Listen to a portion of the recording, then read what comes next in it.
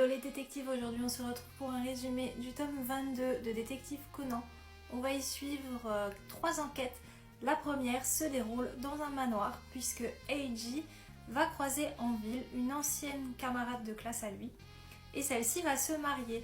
Elle l'invite donc à passer la soirée avec Conan et Ran dans sa grande demeure et il s'avère que le majordome ou l'intendant de la demeure est retrouvé mort.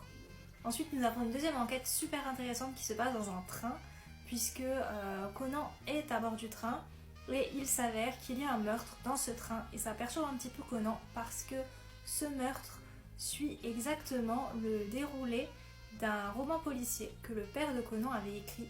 Sauf que ce roman n'avait jamais été publié et il n'était même pas achevé, c'est-à-dire que le père de Conan avait le manuscrit comme brouillon, mais l'histoire n'était pas achevée, il n'a jamais été édité.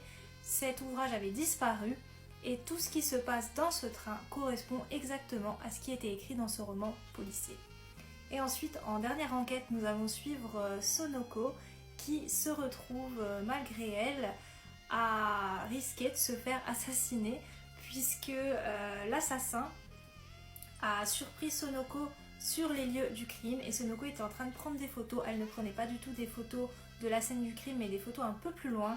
Et l'assassin a cru que Sonoko était donc témoin de ce meurtre et avait des preuves photographiques. Et c'est pour ça que pendant tous les chapitres, ce meurtrier essaie de s'en prendre à Sonoko.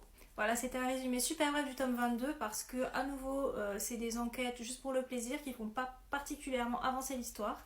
Elles étaient très sympas. Et je vous retrouve une prochaine fois pour un résumé du tome 23 qui, je l'espère, fera un petit peu plus avancer l'histoire. Allez, je vous dis à la prochaine. Ciao, n'oubliez pas qu'il n'y a qu'une seule vérité.